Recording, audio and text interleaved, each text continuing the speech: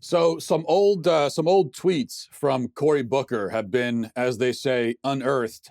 A woman named Anna Fitzpatrick on Twitter found them, and apparently Cory Booker has been recycling the same joke for like 10 years in a row.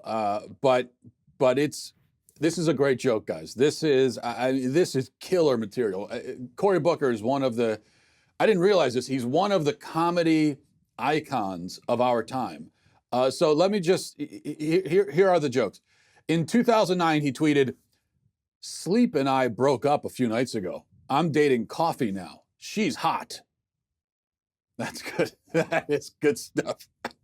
Then again in 2009, he tweeted, "Had another fight with Sleep last night. I left her and I'm hanging out with my smoldering love Coffee now. And tonight she's smoking hot."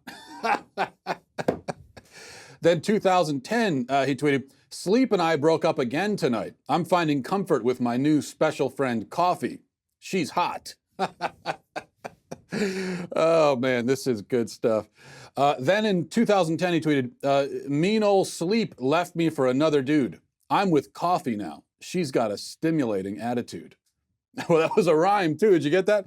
Then in 2011, "Sleep and I are fighting again, so I'm hanging out with my old love Coffee. She's so hot." 2012, "Sleep and I have irreconcilable differences. We separated. I'm dating my tall, hot, sweet new friend Coffee." Coffee's dating. 2012, again, "Had a fight with Sleep. She's so uncooperative. I'm hanging with Coffee now. She's so sweet and very hot." So hot. Like, is he getting as hot as in temperature-wise, but also, it's attractive, like the way that. 2012, yet again, "Sleep and I broke up tonight. I'm now dating Coffee. She's hot." 2013, "Sleep and I broke up again. I'm back with Coffee. She's hot." She said the coffee's hot. Did you get? 2015, "Sleep and I broke up. I'm dating Coffee now. She is hot." Again, it's hot as coffee. 2017, "I broke up with Sleep last night and I'm dating Coffee this morning. I appreciate her warmth and stimulating company." Stimulating. Is it double B? Oh man, that is classic stuff. I think Cory Booker might have a condition, actually. I'm kind of worried about him. Someone should probably check on him. All right, before we go on, there's a lot to talk about today, and I think it's enough comedy for now. We all need to just settle down here for a moment. And before we move on, let's check in with LightStream. I'll begin just by asking you this. Have you actually looked at the interest rate on your credit card? I know sometimes you don't want to look at it because it's too horrific to do that, but the fact remains that the average interest rate on a credit card can be over 18% APR, all right, 18%, which is horrifying news. But here's the good news. You can refinance your high interest credit card balances and save with a credit card consolidation loan from LightStream. Remember that 18% APR that we just talked about? Well, you can get a rate as low as 6.14% APR with autopay, and the rate is fixed. It will never go up, so you have that confidence. If you want to save even more, my listeners get an additional interest rate discount. The only way to get this discount is to go to lightstream.com/Walsh. You want to pay attention to this. lightstream.com/Walsh. Subject to credit approval. Rate includes 0.5% autopay discount. Terms and conditions apply, and offers are subject to change without notice. Visit lightstream.com/Walsh for more information. All right, here's something. Here's something terrible. I hate to say, but I'm going to read now an article from a little bit of an article from the Daily Wire, and says at the very end of February, an elementary school in Arlington, Virginia, had kindergartners sit on the floor to hear a transgender spokesperson for the Human Rights Campaign read them a book in which the claim is made that a boy can have a girl brain but a boy body, or a boy brain and a girl body. The school district later claimed that, quote, parents were notified by a letter ahead of time and were allowed to opt out as if they chose. But that claim was reportedly false. As Casey Chalk, himself the father of 3 small children, notes for The Federalist, A copy of the February 22nd letter provided to the Family Foundation of Virginia under the Virginia Freedom of Information Act shows absolutely no offer for parents to pull their kids out of the activity. Moreover, although the letter notes that a book written by a transgender person would be read to the class, it does not explicitly say that kindergartners will be told they may have a girl brain but a boy body, or a boy brain and a girl body, as the book claims. Nor does it say that the kids would be read to by a cross-dressing man who calls himself Sarah. The Washington Post reported that in the February 28th class at Ashland Elementary School, which was taught by openly homosexual teacher Jane Foster, the transgender advocate, Sarah McBride, read the children the storybook I Am Jazz. Now, okay, first of all, this is child abuse, plain and simple. Pure indoctrination, pure brainwashing. That's what that looks like. You know, what does it look like for children to be brainwashed? Well, here it is. It's a bunch of children sitting around on the carpet listening to a cross-dressing man reading a book about transgenderism.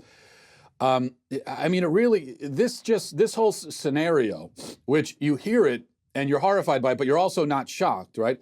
But this scenario, it sounds like something that a conservative would have made up satirically like 10 years ago, where you've got an openly gay kindergarten teacher inviting a transgender crossdresser to a kindergarten classroom to read the kids a story about boys having girl brains. I mean, it's the kind of thing, like I said, 10 years ago, if you had made some sort of slippery slope argument 10 years ago and said, you know what, where we're headed now, soon enough, there's going to be a transgender cross-dressers in kindergarten classrooms reading stories about transgenderism to kids.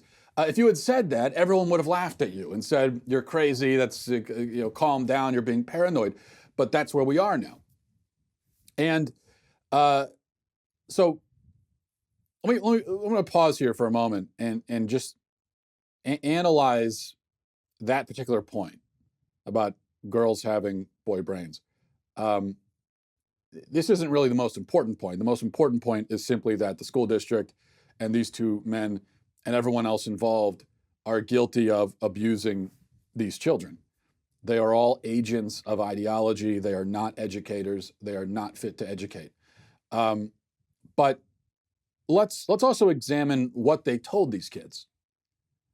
In fact, if you're curious at all about the content of this book that was read to these kids, a book that you can find in the children's section of many libraries, and a book that, well, this is certainly not the first time that kids have been read this book in an elementary school. So if you're interested to know what's in it, I found on YouTube Jazz Jennings himself reading his children's book where he explains how he discovered that he's a girl. So let me play just a minute or so of this so that we're all on the same page. No pun intended. Here it is.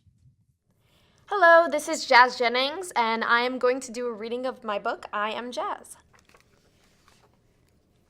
I am Jazz. For as long as I can remember, my favorite color has been pink. My second favorite color is silver, and my third favorite color is green. Here are some of my other favorite things: dancing, singing, backflips, drawing, soccer, swimming, makeup, and pretending I'm a pop star. Most of all, I love mermaids. Sometimes I even wear a mermaid tail in the pool. My best friends are Samantha and Casey. We always have fun together. We like high heels and princess gowns, or cartwheels and trampolines. But I'm not exactly like Samantha and Casey. I have a girl brain, but a boy body. This is called transgender. I was born this way.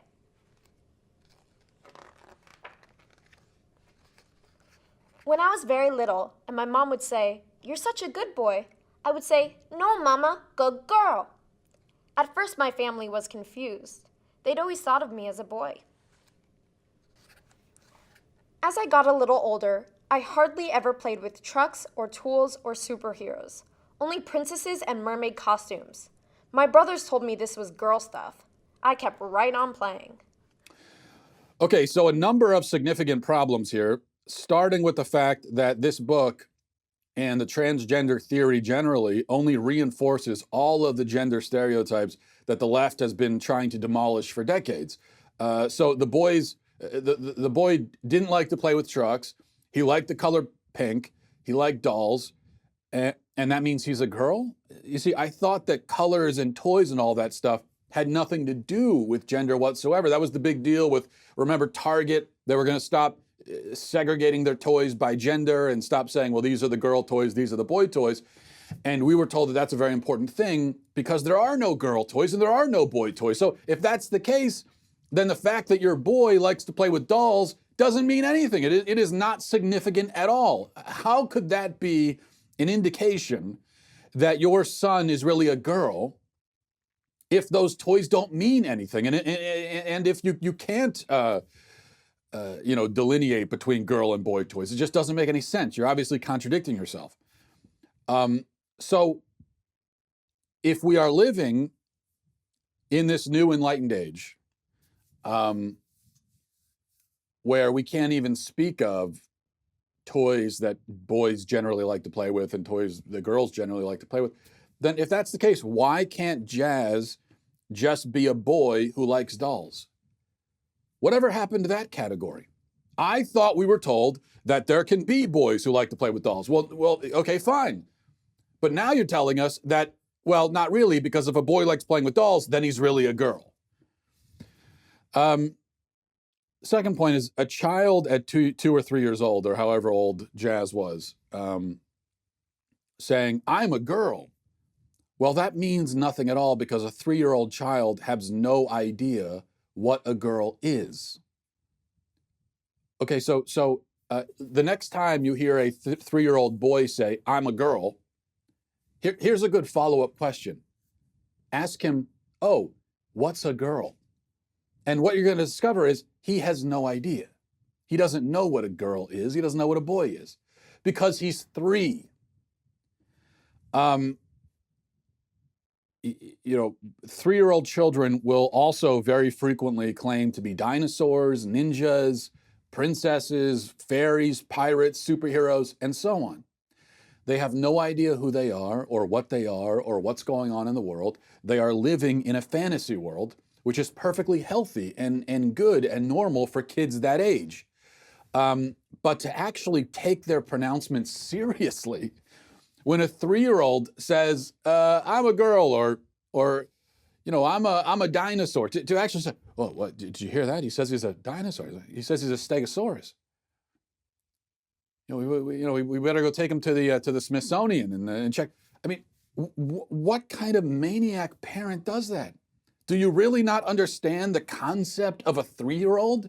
You're with your 3-year-old every day. Have you not noticed that he has no idea what anything is or what's going on? The third point, though, is what is a girl brain? So Jazz tells us, well, I had a girl brain and a boy body.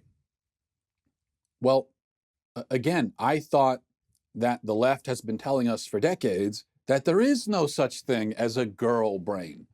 In any other context, if you were to speak of girl brains versus boy brains, you would be castigated for that.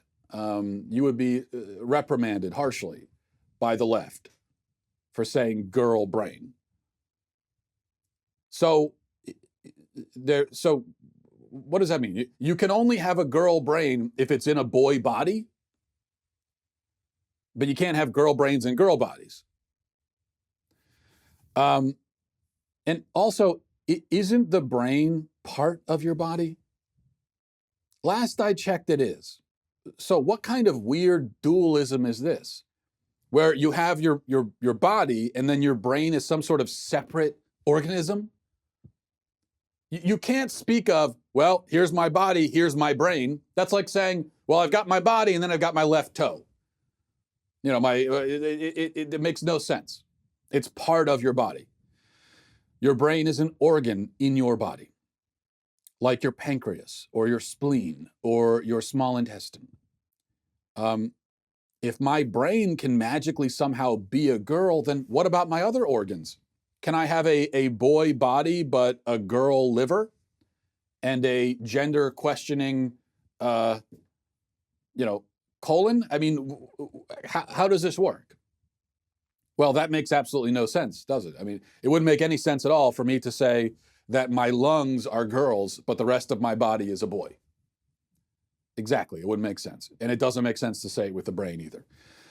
Remember that song, there was that song that you sang as a kid about bones all being connected, right? The toe bone's connected to the foot bone's connected to the ankle bone, so on and so on. The point here is that your body is all connected. It's all one thing. There are parts of your body, but that's the point. It's parts of your body. They're not completely separate, distinct things. They are all part of one whole. It's a synthesis. It's a harmony. Your brain is connected to everything else in your body. It's part of your body. It's part of the whole. It can't have its own identity in contrast to the rest of you. That makes no sense. This anti-science, superstitious gibberish, that's what this is. It is superstition, and it's being taught in our schools to our kids. Meanwhile, on a similar topic, also this week, reading now from the Houston Chronicle, Houston Public Library officials apologized this past Friday for failing to conduct a background check on a registered sex offender who read books to children at an event hosted by drag queens. Once again, that is a sentence that 10 years ago, if you had predicted something like this, everyone would have said you're crazy. Albert Garza, a 32-year-old registered sex offender, participated in the program under the name Tatiana Malanina. Library officials acknowledged in a statement Friday that Garza has a criminal background that should have prevented him from participating in the Drag Queen Storytime program, in which drag queens read books at the library. Department of Public Safety records show Garza was convicted of aggravated sexual assault of an 8-year-old child in 2009, for which he received 5 years of probation and community supervision. All right. First of all, he sexually assaulted an 8-year-old child, and he got probation and supervision? He never went to prison at all? Are you kidding me? Someone who sexually assaults an 8-year-old child, we shouldn't have to worry about that person showing up at the library. Do you know why? Because they should be in prison forever. As in, that's something where if you do it, you should never be allowed out of your cage ever again. That should be one of those one strike and you're out kind of situations. But in this country, you might not be out at all. You might not have to spend any time out of society, out of circulation, as it were. Secondly, to those of us who are not delusional, it's not terribly surprising to find out that a guy who enjoys dressing up like a woman and prancing about in front of children might be a sex offender. To those of us who actually have brains in our heads, whether it's a girl or boy brain, if we have brains at all, we realize that that's sort of to be expected, because it's a weird, to put it mildly, it is a weird and concerning thing to find out that a grown man enjoys dressing as a woman, number one, and in particular, dressing as a woman and then going to a library in front of children. If you find within yourself the desire as a man to dress up like a woman and go present yourself to children, that is deeply, deeply concerning, and you need to get help. You need to go, and I'm not trying to be funny, you need to go and find a counselor, find a therapist, and get help, because that is unhealthy, and it's an indication of some serious things going wrong. So this is not surprising, but it shouldn't even come up, because if you're a library and you want to have an event where a bunch of children come and they listen to a story, well, that's great. Libraries have been doing that for decades. That's what libraries should be doing. I remember when I was a kid, we would go to the library sometime and there would be story time, right? Okay, then just have the librarian come out and sit there and read a story. Why do you need a man dressed as a woman reading the book? Why is that part of it? Why does that need to be introduced? Absolute insanity. All right, moving on. Switching gears here a little bit. There was a study which was released last week and published in the Journal of Abnormal Psychology. Actually, I guess this is kind of related. Speaking of abnormal psychology. But this study says that, as we know, there's been a dramatic rise in depression and suicidal thoughts in young adults over recent years. And this study says that social media may be partially to blame for that. And that isn't much of a revelation either. I think it's undeniable, really, that psychologically it's unhealthy to raise a generation of kids who are conditioned to live vicariously through their phones. Because life is a very big, very dynamic, complex, beautiful, painful, complicated thing, and you just can't fit it inside a phone. And that's why you can't live every day on your phone, because life is just is beyond that. It's bigger than that. But I got to thinking about why exactly the internet depresses us so much. Aside from the obvious about how, everyone is so negative to each other and the lack of sunlight, all that kind of stuff. But what is it really? What's at the core of the problem? I think it's this. I think that we as human beings are desperate to make an impact, right? To leave an impression, to be noticed, to be cared about, to be loved. And so we invent this thing called the internet, and we think, okay, well, here it is. Now I can enter into this world, into this cyber space, and I can interact with millions of other people, and I can really be noticed. And oh, look at all these likes I'm getting, and these shares, and these retweets, and comments, and everything. But what we find inevitably is that we are, in the end, basically dancing in a void. It doesn't matter what we say here on the internet. Nobody will remember. Nobody cares. We are just noise. It's all a bunch of noise, and we're simply contributing to it. It's all content. Even if we post a great hot take on Facebook, and it gets like 52 likes, and we think, wow, 52 people, 52 likes, that's incredible. Well, those people were just scrolling through their feed, and you were one of probably about 350 pieces of content that they stumbled across, and they've already forgotten about all of it. They liked your stuff, which they skimmed, just as a gesture of acknowledgement. It was just their way of saying, yep, I encountered this. But it left no impression on them. It made no difference. And 30 seconds later, they forgot what you said. So this is the fact that disturbs us, that we spend so much time on the internet. We invest so much of ourselves into this world of the internet, but we are leaving no mark there, no impression. And if we ceased to exist, if we disappeared, if we died, nobody on the internet would notice or care or realize that we were gone. Our Facebook friends might pause for a second and go, hey, whatever happened to so-and-so? But, and if we actually did die and they found out, they might leave a little thing that says RIP on our Facebook page or, something like that. But then they'll just go back to scrolling Instagram and they'll forget all about it. Now, I don't exclude myself from this, by the way. I have a larger than average platform on the internet because I do this for a living. I do think that writing, not social media posts specifically, but actual writing, actual long form, real writing can definitely move people and have an impact and be remembered and matter in the grand scheme. But it's hard to write things that matter, especially these days, especially on the internet. And most of what I write, I fully realize. Most of what I write on the internet, most of what anyone writes on the internet won't matter or be remembered. I wrote a viral article about, 2 weeks ago, I wrote an article about Michael Jackson, about the Michael Jackson documentary. And it got like 600,000 views or something like that, which is a lot. 600,000. 600,000 people read this, or about maybe 500,000 people read it. And that's a lot of people, especially for an editorial. Does anyone remember it now?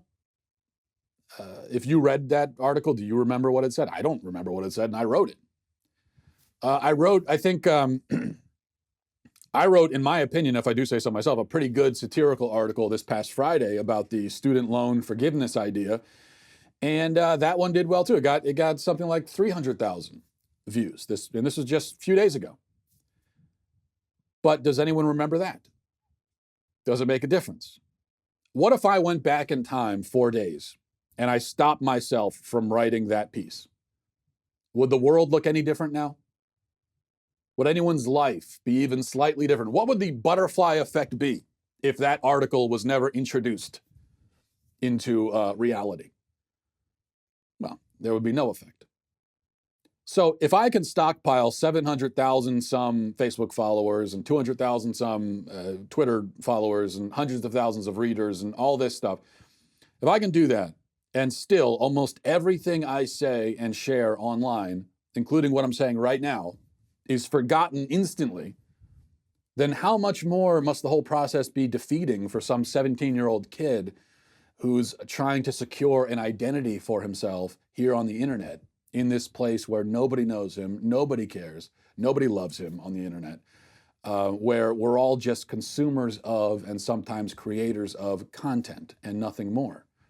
So yeah, depressing, I would say so. It's tragic when you consider how much time we spend here on the internet not mattering.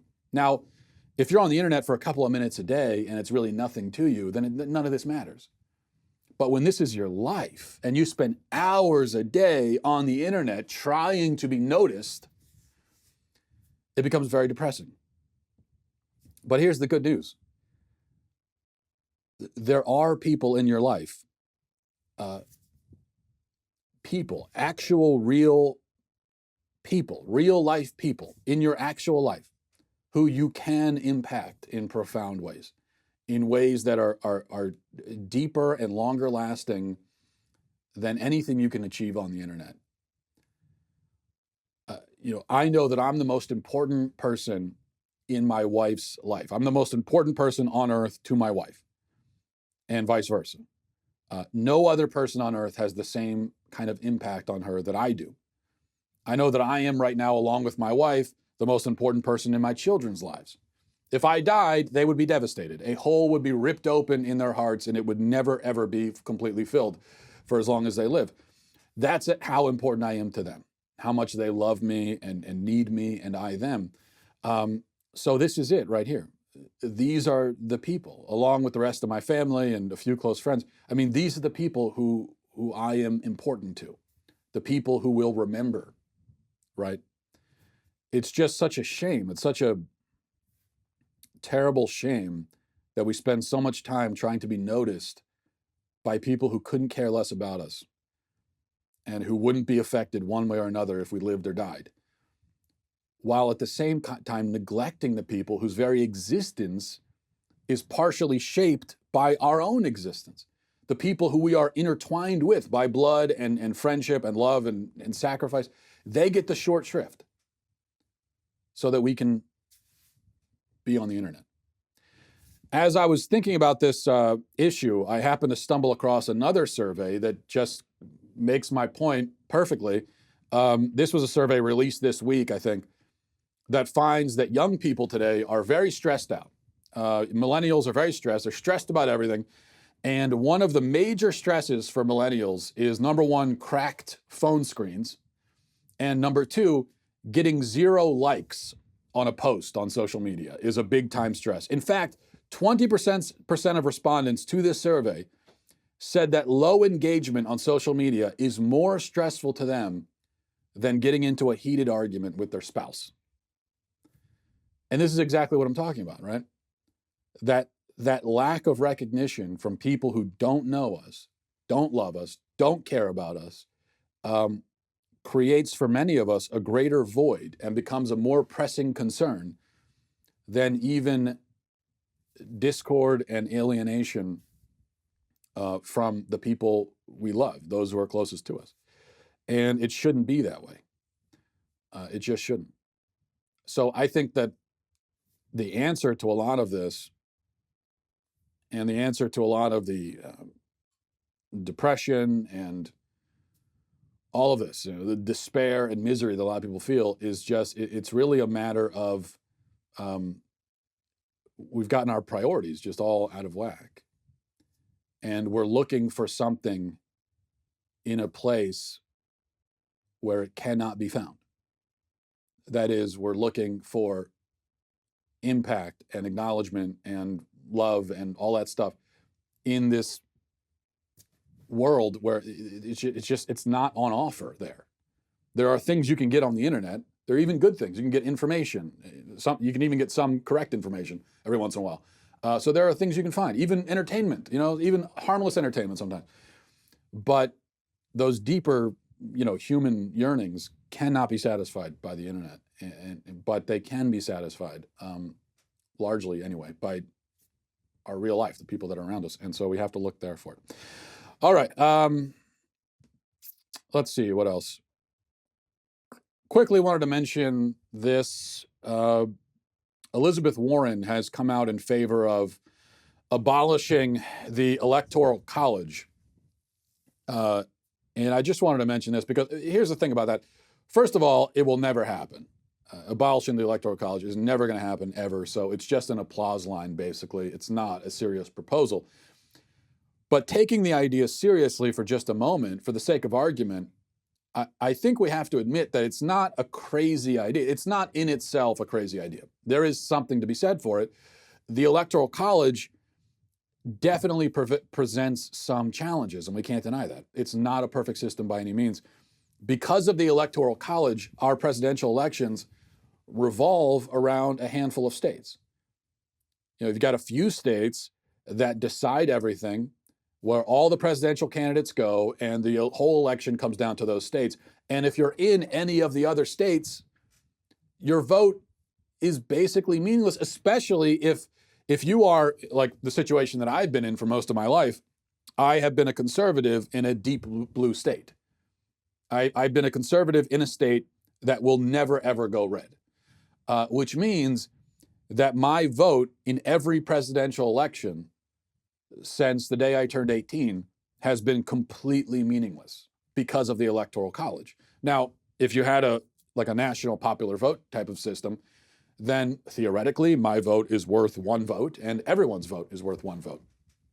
And so if you have 120 million people voting or something like that, then I am one out of those 120 million. But with the Electoral College system, well, all of the electoral votes in my state are just going to go to the Democrats. So the vote that I sent, I just threw it down a pit. It may have some symbolic meaning. I can say, well, I did my part. Okay, but see, after a while, people get tired of voting symbolically, and you really want to actually vote and have your vote mean something, not just mean something morally, but actually mean something. And with the Electoral College system in many states, depending on your politics, the simple fact is it doesn't mean anything. There really is, in the states that I've lived in, there's really been no reason for me to vote for president. I know everyone says, well, you got to vote. Well, why? It doesn't matter. In my state, even if everyone who agreed with me went to the polls, it still would not matter. So that's the issue. That is why a lot of people want to get rid of the Electoral College, because they're just tired of that. They're tired of their vote not meaning anything, and that is a perfectly legitimate problem to raise, I think. But the issue is that, well, number one, like I said, it's not ever going to happen anyway. Second, Democrats only want to change it because it will benefit them. So it's a bad faith discussion on their part, and they know it. It's not about, they try to frame it as, well, this is, we need a purer form of democracy. We need to give everyone a voice, so on and so forth. Well, they only want to give everybody a voice in that way through some sort of national popular vote system, because they think, probably correctly, that if that were the system, you would never see another Republican president ever again. And that's why they support it. And we all know that. So it's a bad faith discussion. But then on the other side, I think there are a lot of Republicans who oppose it simply because they know that if that was the system, there would never be another Republican president again. They're opposing it for that reason, not because they actually think that there's something, objectively wrong or unfair with that kind of system, but because they think it will. So that's on both sides. That's all it is. And that's the case with so many discussions that we have these days, where people aren't really worried about the principle of it. They're not worried about what is objectively the fairest, most logical thing. They're just worried about, well, what am I going to get out of this thing? All right, let's move on. I'm going to answer a few emails before we wrap up here. MattWalshShow@gmail.com. MattWalshShow@gmail.com is the email. This is from Wes. He says, thank you for making the argument that voting rights should be tied to being a contributing member of society. I have long believed that the simplest, least discriminatory way to do this would be to restrict voting rights for those who have a net positive tax liability on their last 1040. The most important impact of voting is the manner in which the government collects and spends tax revenue. So it stands to reason that only people who should be represented are the ones actually paying taxes. Love the show. Yeah, I think that there's a lot to be said for that. But again, that is something that will never, ever happen. But it is nice to think about anyway. This is from Hudson, says, Matt, you mentioned that the conservative attack plan on Beto is all wrong. Yes, being in a band has been cool forever. His road trip diaries are easy to laugh at, but free spirits, hork that stuff down. Hork that stuff down. Hork. I like that word. I don't know if you made it up, but maybe I'll use it. Then I read on Daily Wire that he was a hacker under the moniker of psychedelic wizard. Cut it out. That's badass. Don't get me wrong. I abhor what the guy stands for, and he kind of seems like a doofus. But come on, a bass-playing hacker. That's badass. I just wrote to say you're right. Keep up the good work. I'm a big fan. I think I mentioned this, that, attacking Beto for being a punk rock bass-playing hacker in the 90s, I don't think that isn't going to hurt his cool points. It certainly won't hurt. This is from Ken. Hey, Matt, I really like your show. I was impressed on how you address the question of gospel authorship. But my retort to these guys who might make a too far-reaching claim about the anonymity of the Gospels is, so what? They were written by someone and form a coherent document that serve as an eyewitness account. You can read Jim Wallace's book, Cold Case Christianity, to get this point if you haven't already. And I would think that the textual criticism that has been done on these confirms that one author wrote each one, not a committee. And we know that during the time the canon was being gathered as scripture, the rules were that no document that was written by someone who wasn't an eyewitness or did not sit at the feet of an eyewitness would be part of the canon of scripture. Anyway, good job on the show. Keep it up, and may the Lord be with you. Yeah, I think you make an excellent point there. I do believe that Matthew and John were written by eyewitnesses. But as you say, even if, let's say, especially John, because John was written, in the year 90 AD or later. So if it was written by the apostle John, then he was certainly a very old man at the time. But let's say it was written by his apprentice or someone, his successor, who he had passed this information down to. That wouldn't, I wouldn't see that as a terribly significant problem. Finally, from Linda, says, hi, Matt. I know I'm way late on this, but I was just registering, listening, and that's supposed to say, listening to the podcast you did about Pascal's wager. You were pretty critical of the argument. I understand your point of view, but don't you think that the wager can be helpful just in getting people to at least stop and consider Christianity? It won't take them all the way, but it will get them on the right road. Yeah, Linda, I am critical of the argument, and no, I don't really think, I understand your point, but I don't think it's useful, even in the way that you describe. Pascal's wager, of course, being the argument that first put forward by Blaise Pascal, that you may as well believe in God, because if you're right, you go to heaven. If you're wrong, you don't lose anything. But if you don't believe in God and you're wrong, then you could lose eternity. And if you're right, then you don't really gain anything. Anyway, so then it's sort of like you might as well believe, and that's the argument. I really dislike the argument, as I said before, because for one thing, belief just doesn't work that way. Belief is not an act of will. It's not something that you simply decide to do. You You can't sit here and say, I'm going to believe XYZ. You can't do that. You believe something if you think that the thing is true. That's what it means to believe it. If you don't think the thing is true, then you don't believe it. Even if you pretend that you do, you don't actually really believe it. That's simply what belief means. So, for instance, my kids think that there are leprechauns living in our backyard. And they may think that because I told them. I don't remember exactly, but they think that there are leprechauns living in the backyard. And I would love to believe that. In fact, I really wish there were leprechauns in the backyard, but if there can't actually be leprechauns, then I would love to believe that there are leprechauns in the backyard, because that is you know, my kids, I'm talking about my twins, are 5 years old. They live in such a fanciful world where there are leprechauns and fairies and unicorns and everything. I would love to believe that also, because it's such an exciting world to live in. But I don't believe it.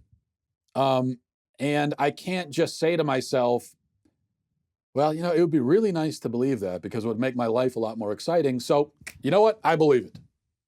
Doesn't work that way. So with God, not that I'm comparing God to leprechauns, but, you know, you either think that God exists or you don't. If you say God exists because you want to go to heaven, but you don't really think he does exist, then who are you fooling? You're not fooling God. You're probably not even fooling yourself. You may be fooling other people, but is that really, is that it? Is that how you get to heaven? By lying to everybody and being intellectually dishonest? That's my other problem with Pascal's wagers. It seems to be encouraging intellectual dishonesty. It's saying, even if you don't really believe this, just pretend you do. Well, that is intellectual dishonesty. And I don't think that that's the point here. I don't think that's what God wants of us. But the other problem with the wager, which I didn't mention before, and I'm glad you brought this up because I was thinking about it, it's a false binary is the other problem. What I mean is that even if someone did buy that argument and was somehow swayed by it, well, there's no reason why it would lead them directly to Christianity. Now, yeah, Blaise Pascal was a Christian. He's the one who formulated the argument. Everyone I've ever heard use the argument is a Christian. So it seems like the idea is this is an argument that will lead you towards Christianity. But what if somebody buys the argument and then they decide to believe that Allah is God? Or they decide to believe in Brahma, the Hindu god? Or they believe in some ancient Aztec god? Pascal's wager, even if successful, only gets you to theism. It doesn't get you to Christianity. That's the problem. Because in Islam, they would also say that if you are not a Muslim, and if you don't believe in this God, Allah, you could be in trouble when the time comes. So Pascal's wager could apply just as much to Allah. So that's why. It turns out if we want people to accept Christianity as being true, then we need to give them reasons to think that Christianity is itself true. And if we can do that, if we can successfully present reasons to believe that Christianity is true, if we can do that, then we don't need Pascal's wager. But if we can't do that, then Pascal's wager is also useless. So it seems like it's useless either way. And that's why I don't like it. All right, we'll leave it there. Thanks everybody for watching. Thanks for listening. Godspeed.